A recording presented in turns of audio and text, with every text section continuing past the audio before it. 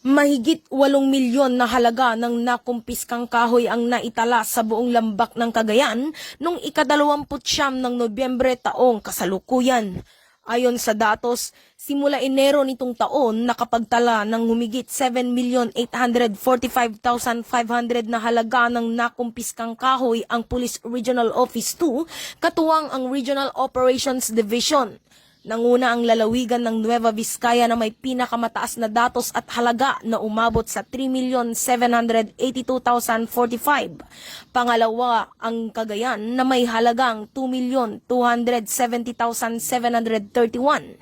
Pangatlo ang lalawigan ng Isabela na may halagang 1,396,900. Sa Batanes na may datos na 15,489. Sa Quirino na may nakumpiskang halaga na 359,739 at lungsod ng Santiago na umabot sa 20,595. Dagdag pa riyan, sa 150 naitalang kaso at 348 anti-illegal logging operations na isinagawa, ay nasa 141 ang naisampang kaso ng PNP sa korte. Kasama na din ang humigit 226 na sospek ang naaresto.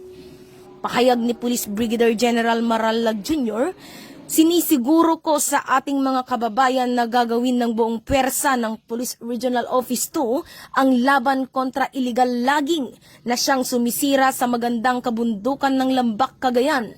Huwag na nating hintayin na maulit pa ang labis na pagbaha at pagguho ng lupa sa mga bagyong darating.